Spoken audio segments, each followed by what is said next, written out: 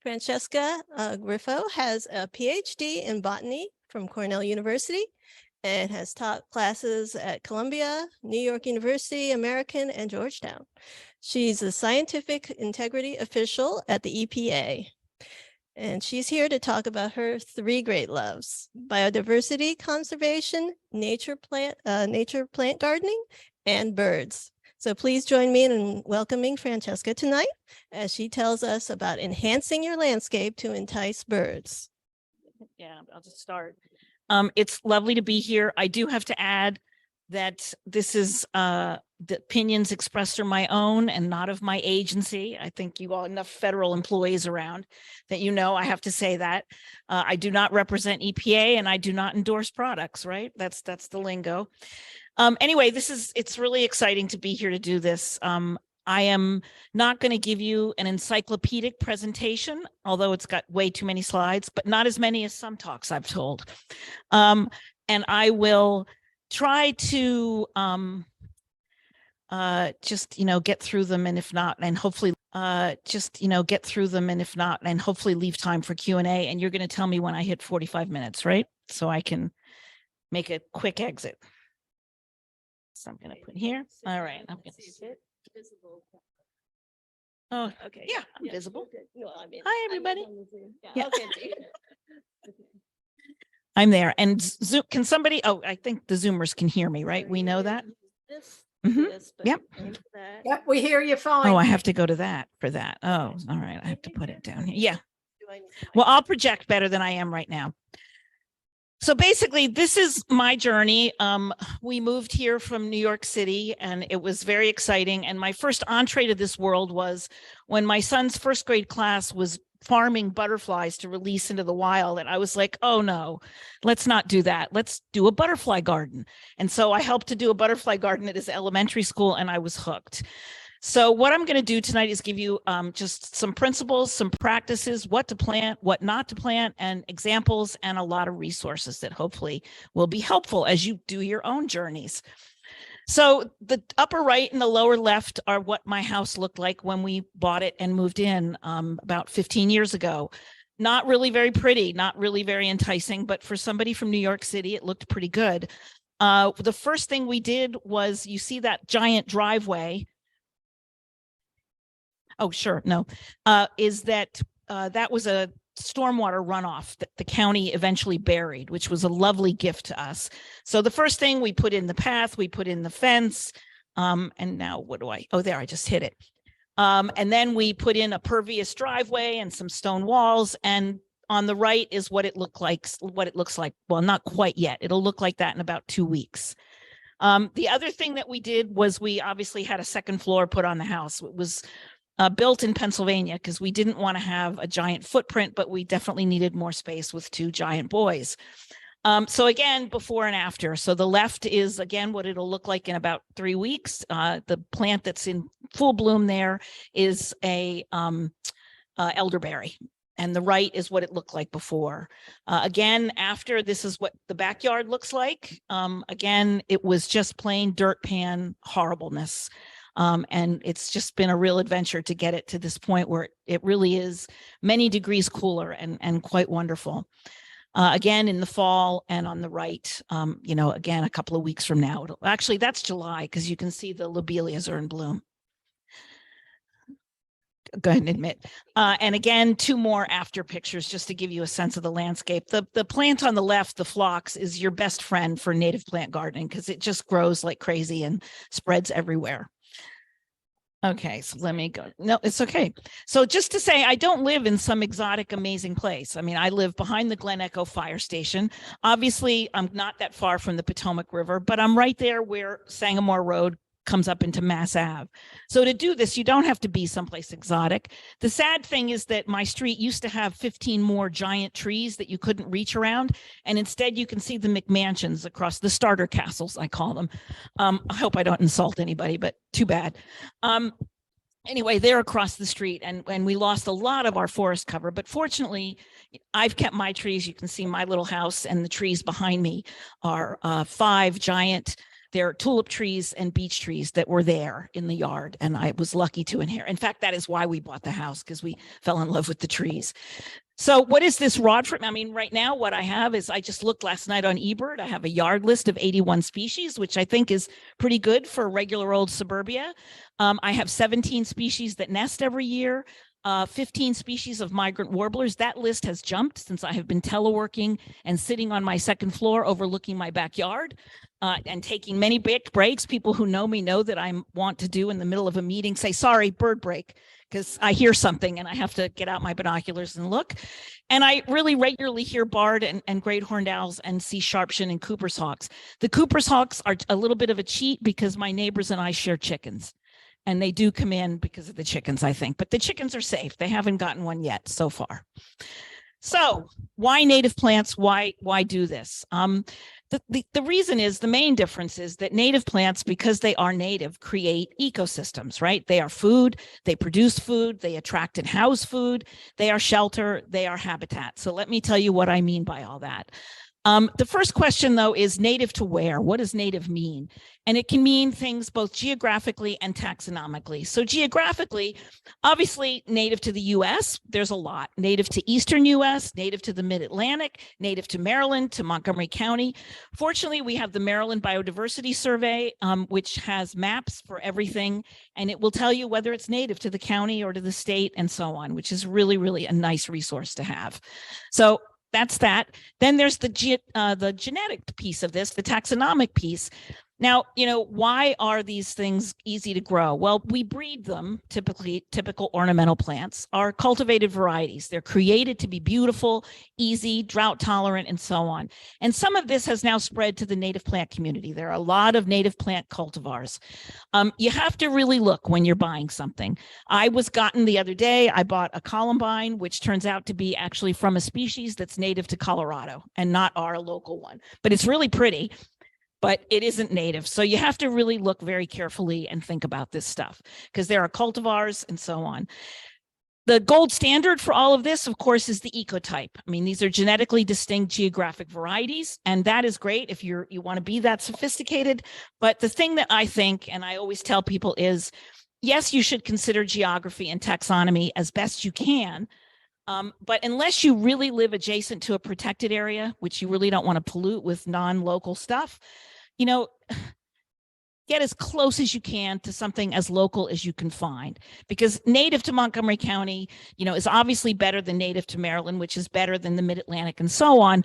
But all of these are better than some exotic that you pick up someplace that you don't actually have any idea where it's from, right? So a non-native genus is better than a native genus is better than a non-native, and so on, I think. And obviously ecotypes are great, but they're hard to find. We have a couple of nurseries around that do have them.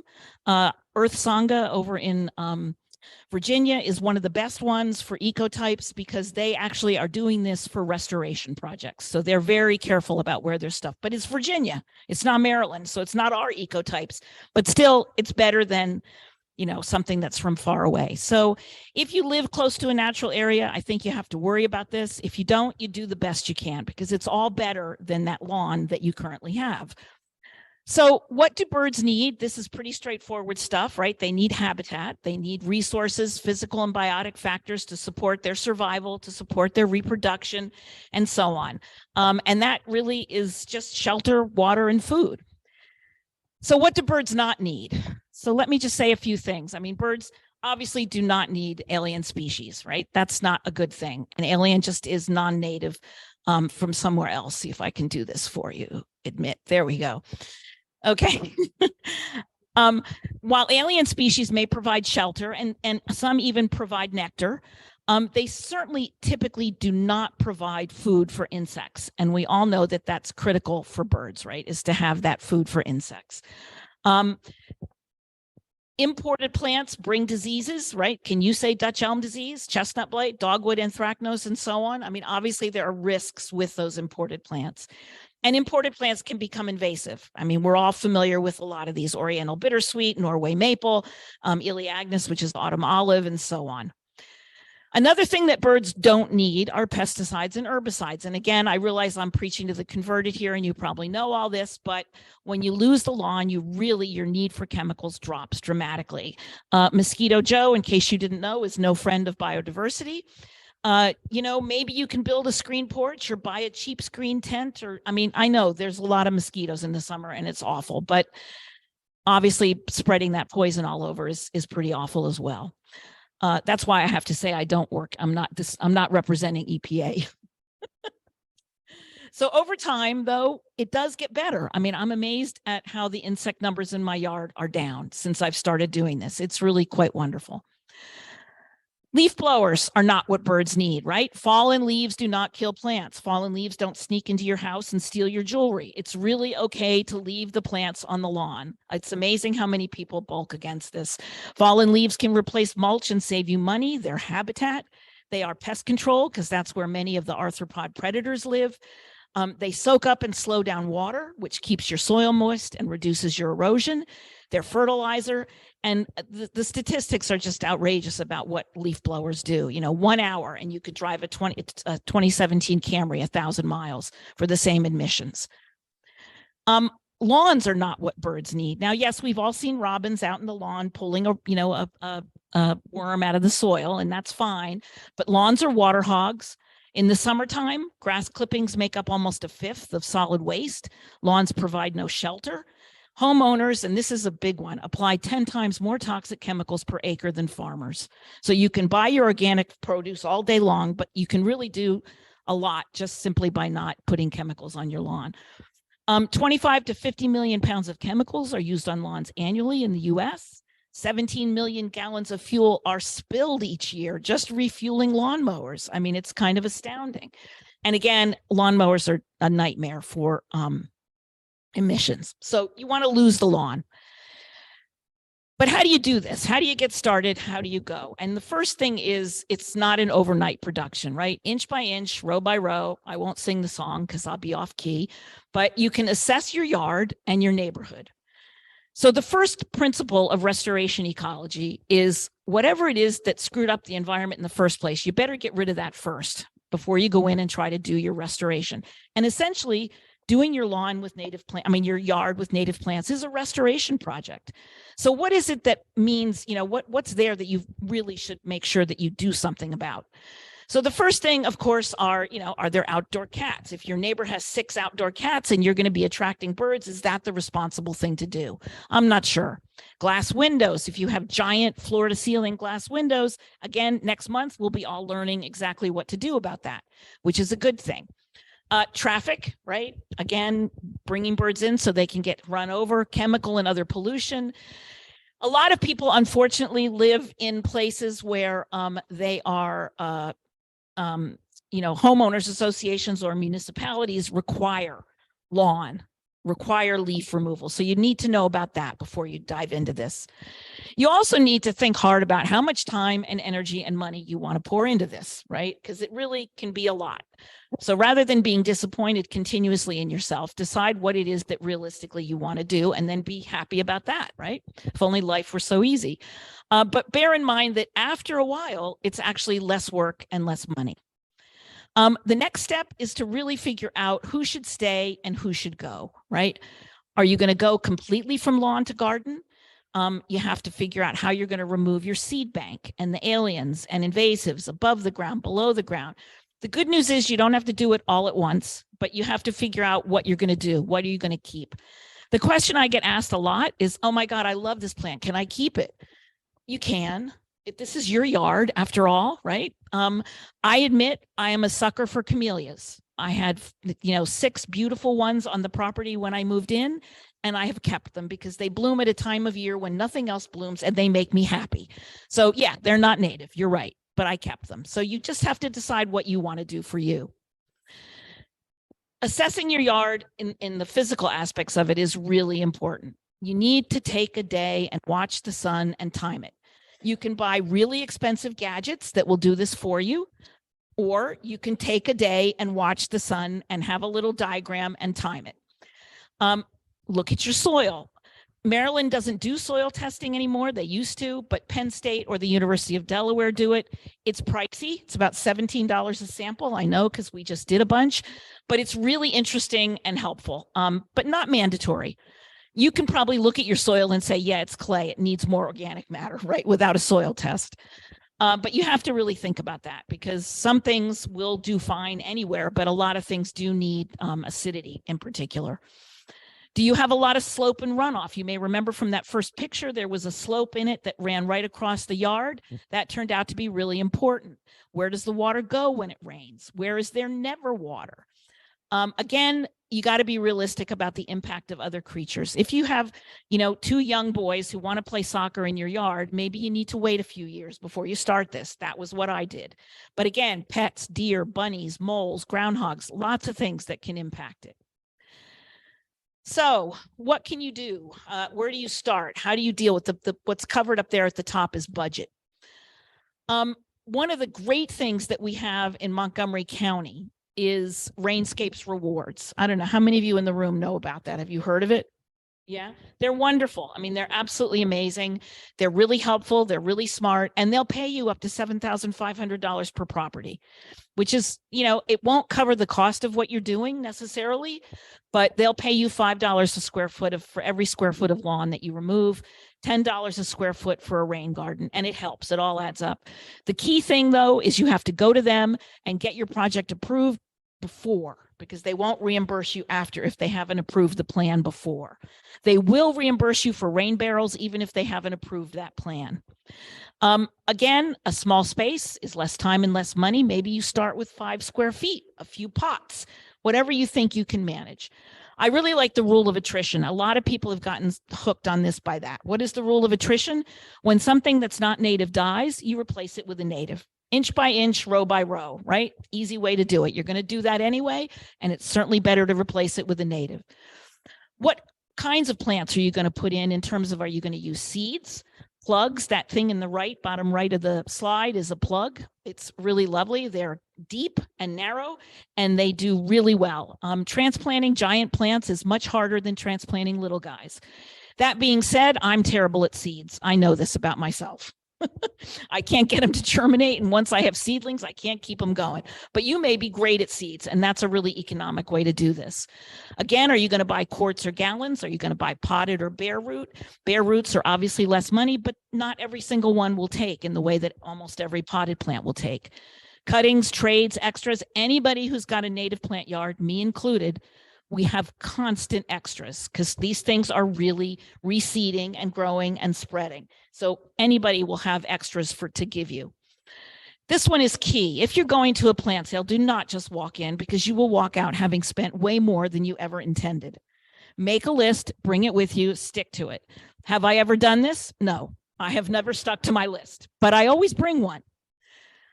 Again, think about the cost of soil amendments, rain barrels, stone, tools, all of that stuff. So you're going to make your budget. All right, this one, make a plan. No, you don't have to have a degree in architecture. This is a plan down here in the right. You just put the building in, you make it approximate, you put in where the plants are that you want to keep, you put in the hardscaping, which is just the stuff that you're not going to pull out, and so on. It's really important. You're going to sketch in what you learned about the sun, sketch in what you learned about the water, and so on. Another fun part of this is visiting places that have great native plant displays. I mean, one of those, of course, is the forest, right? You can just go out into any park and do that.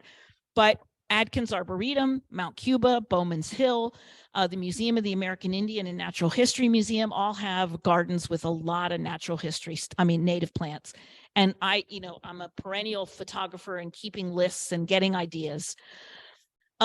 Create a timetable. You can't do it all in 1 year. Figure out what you want to do first, figure out what you want to do each year.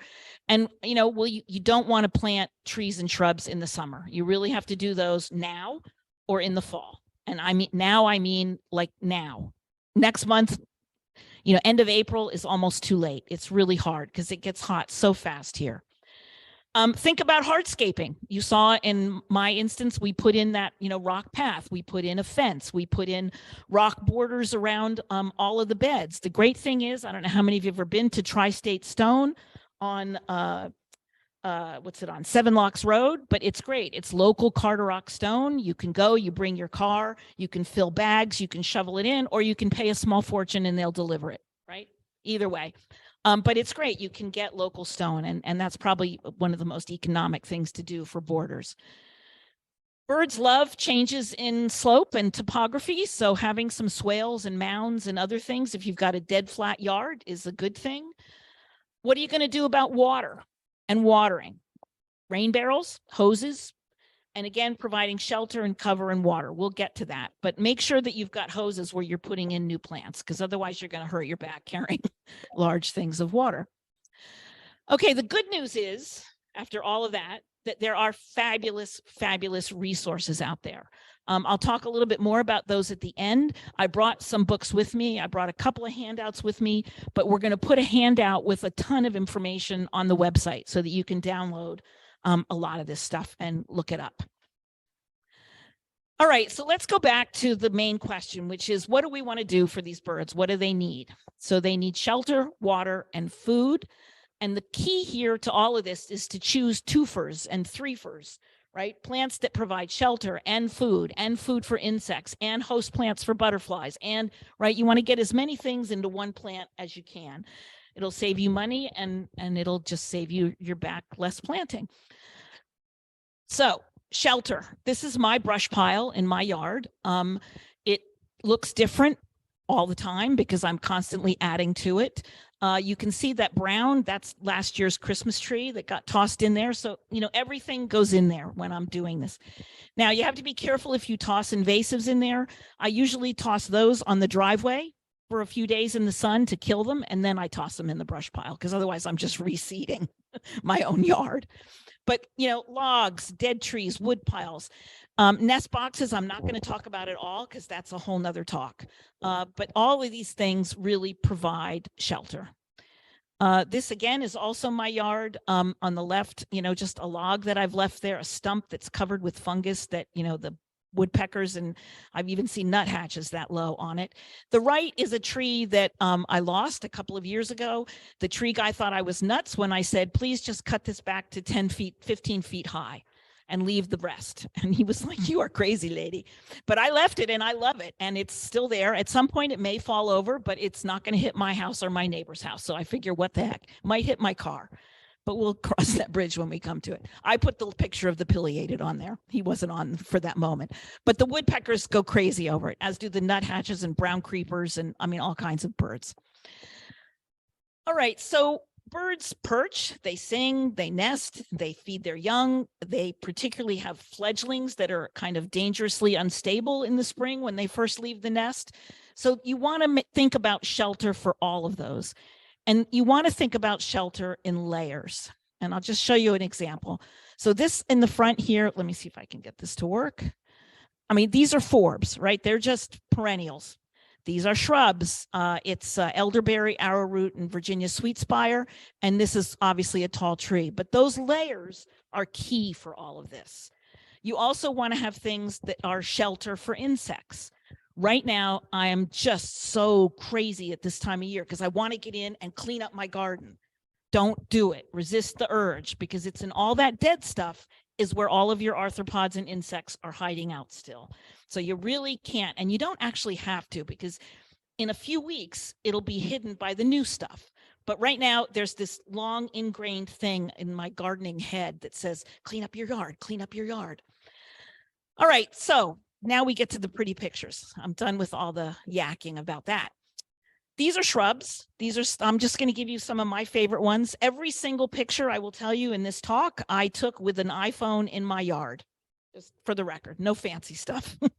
That's the great thing about plants. You don't need a big lens.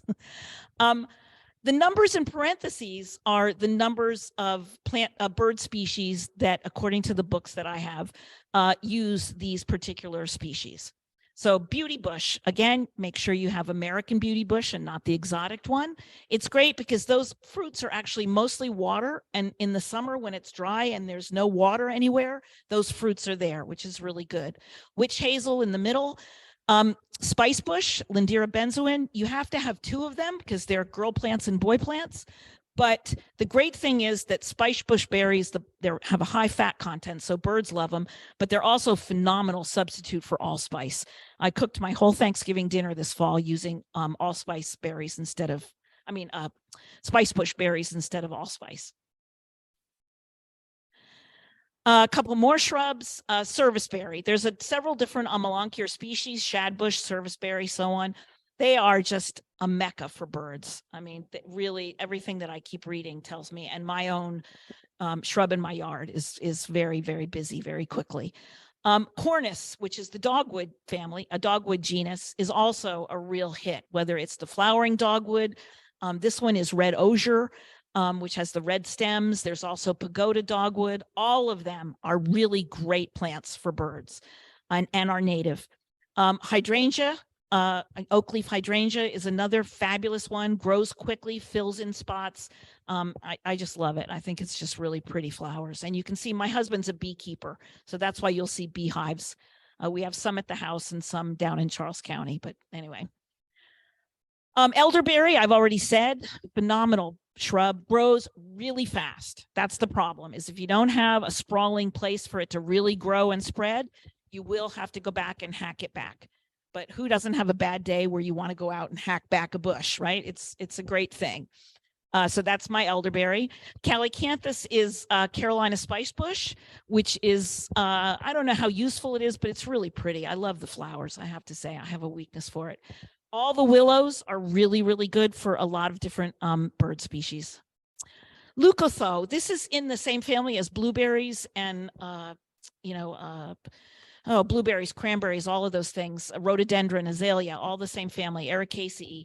And it's not one that's very common, but I had a corner of my yard that was dry shade that nothing would grow in, and this thing has filled it out. It's a slow grower, but it's now a beautiful, beautiful thing. And it started out as nothing. So I recommend it for that.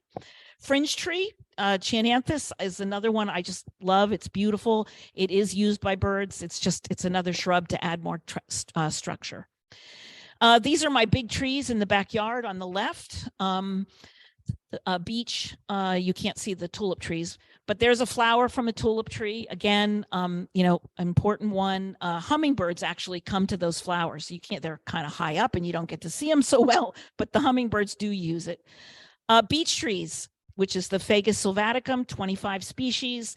The nuts, the seeds, just the structure of them in the yard, I think is really, really important to bringing the birds in. And of course, forest pansy, what else do people call it? Redbud, which is Cercis canadensis, easy tree to grow, grows so fast everywhere. And then there's the volunteers. This oak on the right, I have a sense of what I think which oak it is, but it's never had acorns because it was a volunteer. It's now 20 feet tall. It's been a couple of, it grows really fast. And I love it, but I don't know which one it is. But the volunteers come. I've had all of my red buds, for example, are volunteers. Didn't plant them. They came from a neighbor's trees. What? Oh, yeah. Yeah, I mean, it does create shade. That's the problem. Okay, so that's shrubs and trees and structure, right? So let's move on to water. I have 3 rain barrels, which are great. But puddles, bird baths, the whole 9 yards. You can look in a number of books and you can find all kinds of gadgets to create a drip and create water for birds. I have a little IV tube that comes out of my rain barrel and drips, and I can calibrate it, with the little thing that you can start it and stop it. I don't know, I had chemo many years ago and I kept it. I took one from the hospital, but anyway, and it's great. It's brilliant. It just drip, drip, drip, and the birds love it. But you can you can look up and find a lot of different ways, but water really matters, especially obviously in late summer, but you probably all know this. I like the one on the right with the bucket hanging from the tree and the garage can lid. The key here though is never, not ever more than 2 inches deep, right? Because things will drown. This is my rain garden. You may remember there was that slope and it was outrageous. So finally I bit the bullet. Up on the upper right, you can see and on the left, I dug out a trench, built a berm because that was all just one flat straight slope. Found rain garden plants that would tolerate being flooded. As you can see on the left, it does get flooded. The water sits there and then slowly percolates down. But in the meantime, while it's sitting there, the birds love it. It is a bonanza for them when we get these heavy rains, and that fills up. Again, more grown in on the lower left, more grown in on the lower right. And here, pretty much fully grown in on the upper right and lower right. So it really does fill in quickly. That's the beauty of natives, is they really do. If they are in their place and they are happy, they really thrive very, very quickly. All right, food, fruits, foliage, pollen, nectar, insects, the whole 9 yards. As I said, you try to find plants that do more than one of these. So plants that produce nectar and pollen, plants that and host insects and produce seeds and berries and nuts. Plants to shelter prey. Again, the rotting logs are a source of food for all the things that live in them. My compost pile is a big popular place for my birds, and so are my beehives.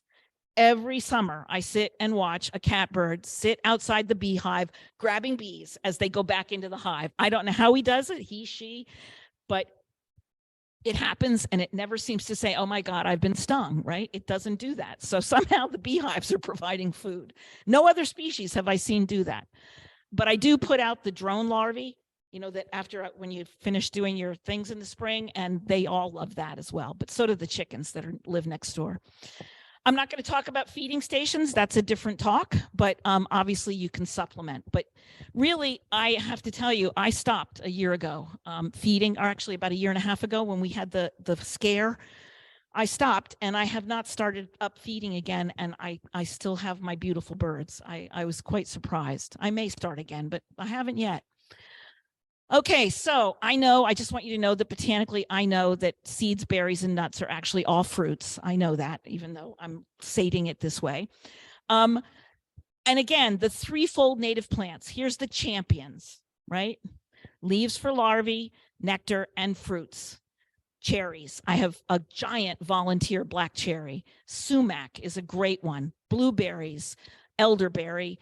Elderberries are really cool because they're the host for cecropia moths. And all the different hawthorns, a species of crataegus, are all threefold plants. The other thing, though, is to think about the continuity of your food supply, because you want fruiting over the course of several months, or you want fruits that hold their trees that hold their fruit. The most exciting thing that happened to me over my Christmas holiday in Maine was seeing 600 Bohemian waxwings descend on a row of crabapple trees that had held their fruit in the middle of December. It was awesome. So the ones that hold their fruit, that don't worry, and I know Cheryl, I don't know if Cheryl Hogue is on or not, but I know that she's got cedar waxwings that come and empty her fruit trees every year, late in the winter. Okay, so more about what to plant. One of my favorite books and one of my favorite people, even though I've never met him, is Doug Tallamy. His books are amazing. He's an entomologist. He writes very compellingly and interestingly about biodiversity. And his thing essentially is, it sucks out there right now for biodiversity, and you as a homeowner can actually make a dent. And I just think that's a beautiful thing, and I think it's true. So his thing is all about what are the plants that actually host insects, because we all know that in the spring, birds are feeding their young insects, right? But even the ones that normally eat seeds, a lot of them switch over. So he couldn't find, there's not a lot of work out there that's been done on this, calling all potential PhD students. But he looked at species of Lepidoptera, butterflies, and looked at as a kind of a proxy for insects writ large. And of course, Lepidoptera matter because they have caterpillars, and caterpillars are incredible bird food. So these are his numbers. I mean, the oak is the champion, right? 534 species of Lepidoptera use something in the genus Quercus. And again, I think he was just looking at the Eastern United States or Maryland. I don't know which, but it definitely was not the whole country. Willows, cherries and plums, birch trees, poplars, cottonwoods, crabapples, blueberries, right? It's just really clear that these are the things to have. So if you only have room, your old tree dies and you're thinking, what am I going to put in? Plant an oak. Although it may be several years before it produces acorns. But that doesn't mean that there aren't Lepidoptera on it. All right. So I think we've kind of gone through this, the high canopy, the oaks, the beeches, tulip trees, and so on, the understory. I don't have great pictures of vines, but I can tell you that, and you all know this, anybody who's ever been to Rock Creek Park to see warblers in that, behind the maintenance yard, those trees are covered with vines and covered with birds, right? We know this. Trumpet vine, virgin's bower, coral honeysuckle, Virginia creeper. Be careful. You do not want the Chinese exotic wisteria. You want American wisteria. Virginia creeper is great, but it can go right up a tree and envelop it and destroy it. So decide whether you want it to do that or not. You don't want just any honeysuckle. Most of them are invasive. Invasive just means it grows really fast and will take over your yard. But the coral one is the one that brings in the hummingbirds. Virgin's bower is really invasive, but it's really easy to remove. It's a clematis, and really pretty and smells good. All right, so let's talk about the things that are going to be on the ground. And these are, I could have had more time. I could have put them in a better order, but Anemonella thalictroides, I don't actually even know the common name.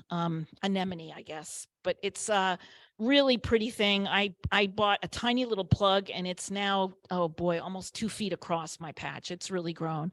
Foam flower, which is Tiarella, unkillable. Really unkillable, really, really great. Even in dry, lousy places, it will do sun, it will do, oh, you killed one? Okay, never mind. All right, never mind. I should have known. I have not killed one. Let's just say that, okay? And I've killed plenty of plants. Physostegia, I don't even know the common name. Ugh, gosh, sorry. But it is beautiful. It is Obedient plant. Obedient plant. Thank you. Of course, that's what it is. Thank you. It will take over. It grows really fast and really well. These, I had planted one clump on the other part of my yard, and suddenly they appeared and took over a whole nother part of the yard, but they're beautiful and they bloom in July. Not much blooms in July, so they're wonderful for that reason. Podophyllum, which is mayapple, great plant. Obviously, any of the milkweeds are really great to plant. One of my personal favorites, absolutely, is the local native Pachysandra. You don't have to put the exotic one in. It's called Allegheny spurge. It's that spotted leaves on the left. Doesn't have showy flowers or anything like that, but it's just really beautiful and very slow growing. It's taking me about 5 years to get to that patch. Anemone canadensis, another one that is just a really pretty plant. Right now, it'll be blooming in another week or two. Eupatorium, I love my Joe Pye weed. It is 5 feet tall and will take over, but again, it's easy to pull out. It's not one of those ones where you go crazy. And it is covered with butterflies in the spring and the summer when it blooms, which is probably in about a month and a half. And in the fall, when it produces all those seeds, I get goldfinch and all kinds of things on the seeds. Jacob's ladder, about to bloom now, or mine might be blooming. I should have checked. Penstemon, beard tongue, is that what it's called? Thank you, sorry. I'm doing pretty well, though, on remembering all these names. Although I greet them like old friends. But the beard, again, one that it's just a beautiful flower. Claytonia is spring beauty. These I actually dug up just in front of a bulldozer in woods near me where they were about to build a house. But the clumps are spreading and I'm really glad I went in. The guys yelled at me and I just told them to go ahead and call the police. But I took them. On the right is one of my other favorites. This is it's called Carolina Petunia, and it's Ruellia, and it is just beautiful and has done really well for me. Part sun, part shade, a lot of different places, but I just love it. Nodding onion, again, I will say I've never killed one. I would call it unkillable, but I could be proven wrong. Geranium maculatum. I haven't said much about ferns, but they also provide really nice structure. And so I have a number of ferns because they just make it look woodsy to me. But I'm not sure, obviously they're not flowering plants, so they don't have nectar or pollen and so on. Well, they have spores, but not pollen. Technically, they're different. Whoops, I'm all the way up there. There we go. Okay, Lobelia syphilitica is wonderful. It blooms, in the summer when not much. It will spread really quickly. Baptisia is false indigo. Again, beautiful shrubs. I remember I saw these for the first time at Adkins and had to grow them. Cardinal flower, very tolerant and adaptable, grows in all kinds of sun and shade conditions. Hummingbirds go crazy over it, as you can imagine. Algeratina is snake root, white snake root. Also easy to grow, will take over. It very spreads very easily, but it's sometimes you need that. Ginger, right? Asarum canadense, again, a really nice ground cover. I have big patches in very dry areas under the beech trees where most things will not grow. These guys go crazy. Amsonia is dogbane, beautiful. I have a big patch of this in the rain garden. It's very happy there. Wood aster, right? Or this is cordifolia. There's two different wood asters. One has cordate leaves, one has normal shaped leaves. And this will grow anywhere, sun, shade, dry, wet. It's really adaptable, and it is very pretty when it's blooming. Obviously, goldenrods, there's many different species. This is one where the variety that's sold is Little Lemon, and that's not from a species that's native around here. So you have to be careful what you're getting. New England aster, you can see it's got a bumblebee on it, but very pretty plant blooming in the fall. And that's the other thing you want to think about is these things should be, a lot of these things I've showed you are spring ephemerals. What does that mean? It means that they come out and they flower all in the time before the leaves put out their trees. I mean, the trees put out their leaves, sorry. So Virginia bluebells is a spring ephemeral. Bloodroot up above there, sanguinaria, is it's in the poppy family and has this awesome bloody red sap, or whatever. And it is also a spring ephemeral. There are tons of different phloxes, and they're wonderful. They grow easily, they grow well. Some of them need more sun than others, but they really spread and are just magnificent. Chelone, which is turtle heads, they're in my rain garden, and they're very happy there. Many different species of violets, some native, some introduced. I try to get rid of the non-native ones. Tradescantia, spiderwort, another amazing, good kind of part sun plant. And alum plant, heucheras, again, I would say pretty unkillable. I'm looking over at you, Karen. Okay, it came back. There we go. Yeah, very unkillable, the heucheras. Just a few more. Obviously, our state flower, Rudbeckia hirta, which is the black-eyed Susan. I love the oats. I think they're really pretty. Nobody seems to eat the seeds, but I don't know. Pycnanthum is mountain mint. Be careful, beware, right? It will take over your home. It really is invasive, and any mint, right, is like that. Mimulus is another pretty one, and Mayanthemum racemosum is false Solomon seal, another really pretty plant that I like. All right, so those are the good guys. The bad guys, these are the ones that you just have to take the time to get rid of. Nandina, I think we all know that it's putatively that those berries are poisonous. I read different things about that.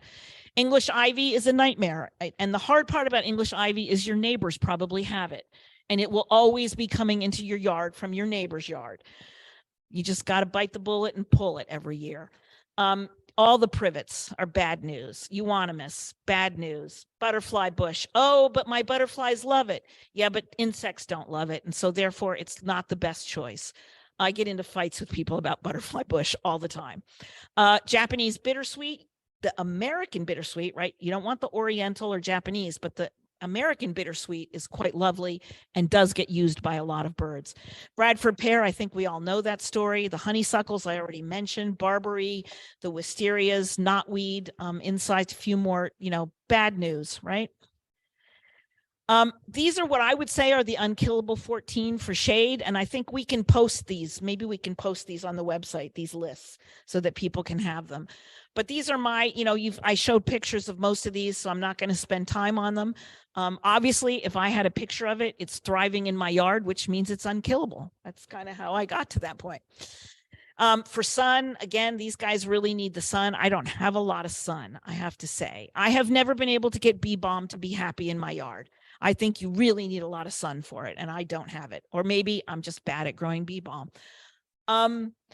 part sun, part shade. There's a lot of things in this basket. Again, lots of lists online and other places, but these are the ones that I really love.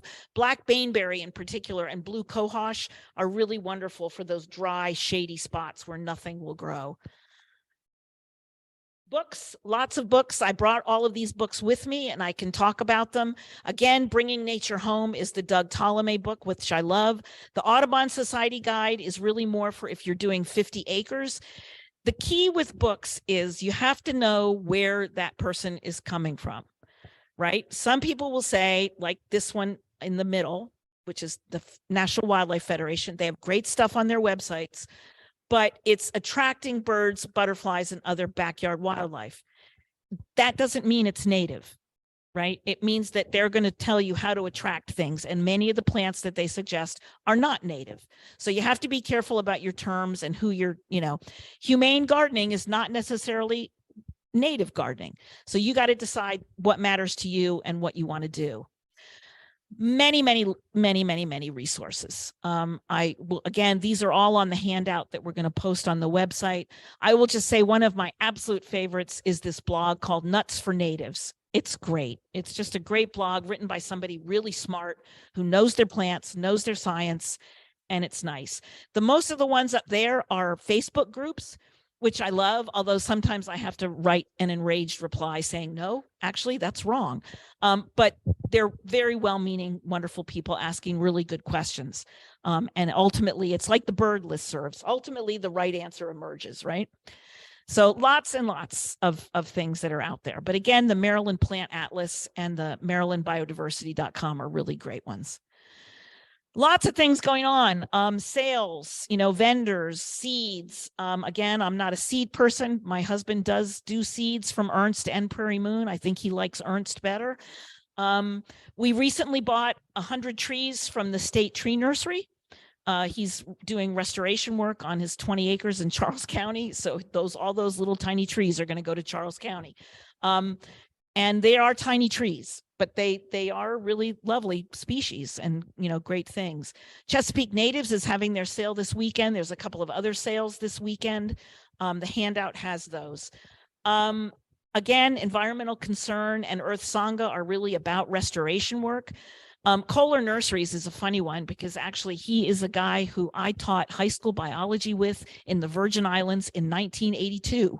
And it turned out he's in Maryland and grows native plants. It's really a small world. Bloombox is an interesting one. It's new. It's a delivery service. They actually work with local growers. So your stuff comes from just over the Pennsylvania border. So it's not exactly local, but it's pretty close. They have a really nice set of natives, and sometimes they have great sales. Again, all the rest of these vendors are all at one of my favorite things, which is the Northern Alexandria Native Plant Sale, which is coming up.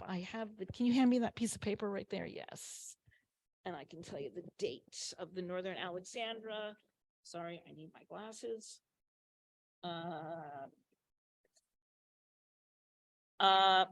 So at the Arboretum, there's a sale on the 25th. Chesapeake Natives is having a sale on the 26th. Northern Alexandria Native Plant Sale is on April 29th. Locust Grove is doing their thing on May 20th and 21st. Adkins Arboretum, orders are due by March 30th. Pickup is in late April. And those are the ones that I know of. But the Maryland Native Plant Society has a really nice list of plant sales, and they update it. And they actually have a plant sale, but I don't know when that is yet. If you don't want to do this work, both Love and Carrots and Lauren's Garden Service do natives. They know they can come in and weed, and they know what's a native and what isn't. That's the problem. Great. That's the problem with most gardening services, right? Is they're not going to know what's native and what isn't. The downside to both of these services is they're both women-owned, wonderful businesses. My husband works with Love and Carrots for his beehives. Through him, you can get a beehive in your yard if you're willing to pay the small fortune. It is really expensive, but they do great work. Mount Cuba, I've actually never been, but I'm going they open April 14th, and I can't wait to go. Bowman's Hill is up in Pennsylvania. I think Adkins, everybody knows, is in Caroline County. They have a great native plant sale and great, plantings. Tri-state stone, I already talked about, and I think we're almost done here. Okay. So you've all seen lists like this, right? All these things that we can do to help birds. Well, the great thing about gardening with native plants is you can knock out, 5 of these all at once, right? It'll help you avoid pesticides, remove invasive plants. You can leave the large, lose your lawn, and plant natives. And next month, we're going to learn about making windows safer. So you're going to knock out half of them, more than half of them. But honestly, I think that's the really important thing. And I have lately had a change of heart, and I'm now spending the small fortune that it takes to buy bird safe coffee, because I realize that's where our migrants are. And I'm just biting the bullet. All right, this is my, I have to put my thanks, Aldo, because part of what I had was a son who didn't mind helping his mom in the yard. He's now 28 and lives in Maine, but he did a lot of digging. I can't tell you how many times he went to Tri-State Stone with me and shoveled stone and carried big rocks. And no, Aldo, I don't want it there. I want the rock over here. No, honey, actually, do you mind moving it over there? Could you dig this hole for me? I really want this path to have a French drain underneath. He was wonderful. Now, I did pay him, and what teenager doesn't want money? But still, he did it with good humor, and he's an oyster farmer now in Maine. But anyway, so here's the last things. Good gardeners kill plants. We do. So don't be afraid of that, right? Push yourself. Go to the edge. And if they don't live, well, okay, you now know that you can't put that plant there.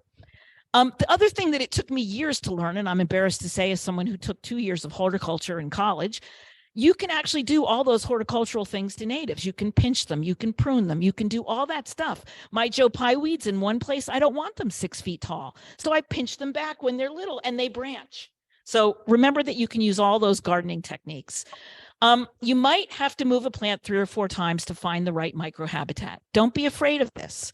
It's really hard. The other thing is, because native plants are native and they produce seeds that are viable. I mean, let's remember, most cultivars end up being sterile. They don't produce seeds. They don't move around, but the natives do. So you never know where. Every spring is an adventure because you don't really know where they're going to end up. But you just have to embrace that. Resist the urge to neaten up. You have to embrace the fact that your yard looks like sparrow habitat for most of the year, right? All kind of brushy and shrubby and brown, except for those wonderful months starting now and going up until November, where it's spectacular. Don't try to do all your weeding at once. This is what I love about telework. I walk out at lunchtime and I weed for 10 minutes almost every day. And you know what? It adds up and you actually get it done, as opposed to saying, okay, today I must weed, and spending the entire day weeding, which will make you crazy and make your back hurt. And I believe that is it. Yes. So thank you all very much. And I think we have a little time for questions.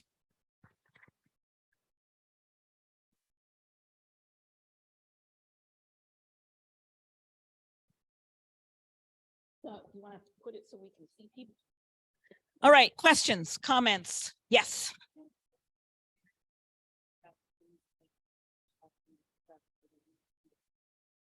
You know, that's the beautiful thing. In the early spring, when you really want to be cleaning up, that's a really great time because nothing else is green. The ivy's green, the other invasives are all green, the other invasives are all green. So now is the time to go out and pull those invasives, because you won't get them confused with everything else. And the other thing is, it's gross, but if you have like a ton of English ivy, you probably have rats. Just saying. So it's another reason to get rid of the English ivy. Yes.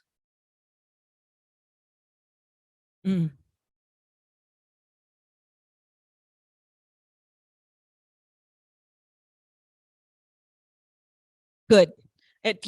I see a lot of it on the listservs for other counties. And actually, Montgomery County has a new pesticide law as well. That's pretty good. Although it's a little vague. I'm still trying to find out exactly what it means. But I think, yeah, we are lucky in Montgomery County in a lot of ways. The other thing that people do, I hear, is if you put grass paths around your messy natives, you can just say, oh yeah, they're flower beds. People tell me that they've gotten away with a lot that way. Yes, sir.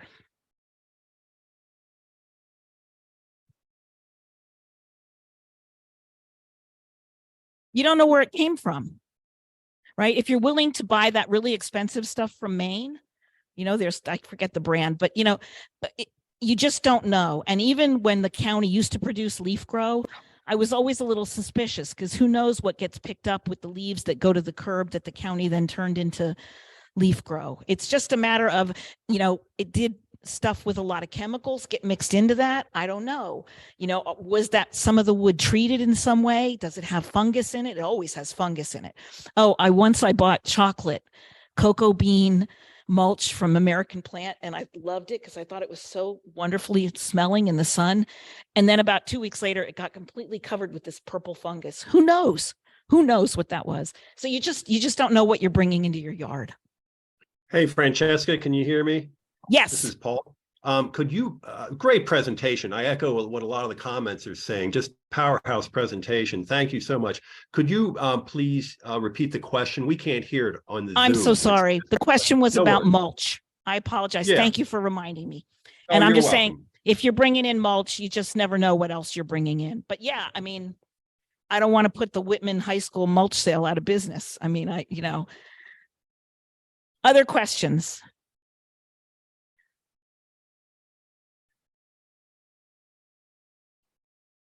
What do I do about poison ivy?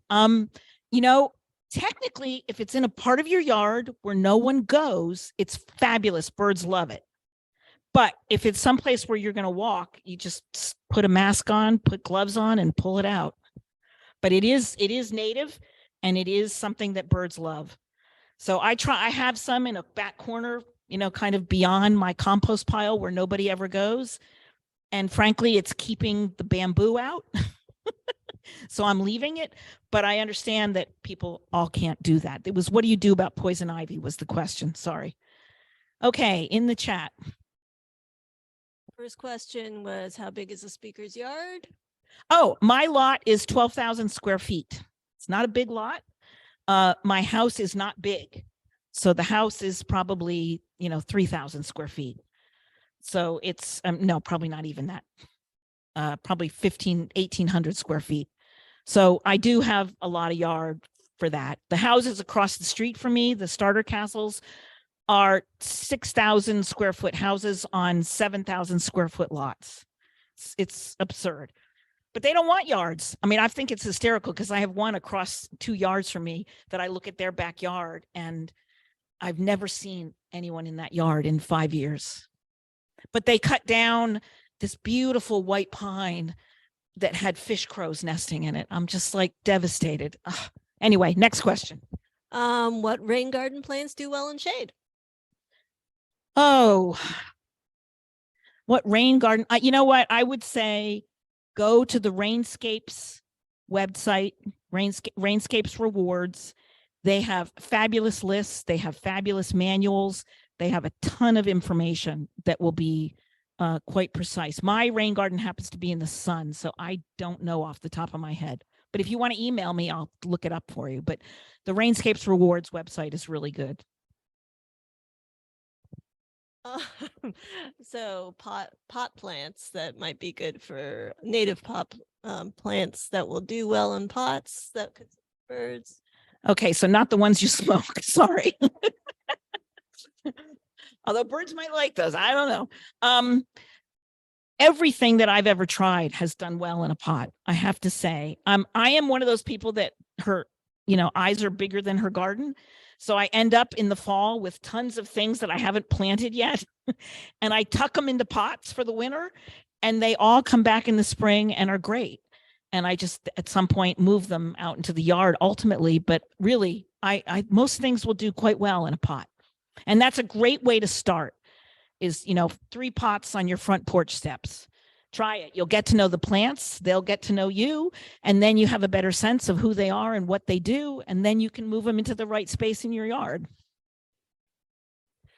I think that might be, I mean, several people asked about the pots and the size of the yard.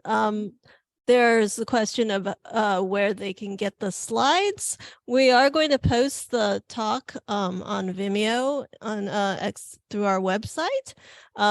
For the slides, you know what I'll do is I'll just reduce them to the lists because I think that's what people really want. And I will make a smaller, because otherwise this would be a bear to download. Yeah, the whole presentation will be there to watch, but if somebody wants to download those lists, I'll make a mini presentation of the list slides, and then people can download that and not have to download everything.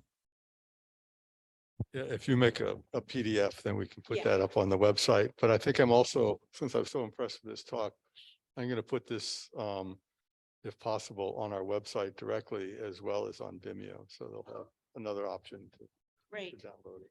And, you know, the other thing is, I mean, I love doing it, but this was a lot of work to put this together. So if you have other audiences, a garden club, I mean, you know, homeowners association, the neighborhood, I'm happy to give it again somewhere, because to me, this is my gospel. That's appropriate since we're in a church. So I'm, you know, happy to give this talk to other groups if you know of other people that it would be appropriate for, or who might benefit or enjoy it. So thank you. Thank you.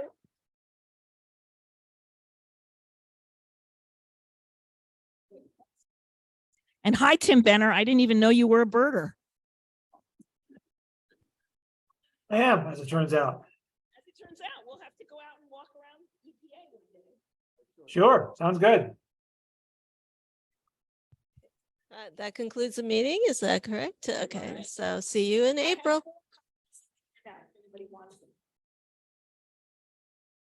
I'm going to end the meeting now. Thank you. Thank you. Thank you.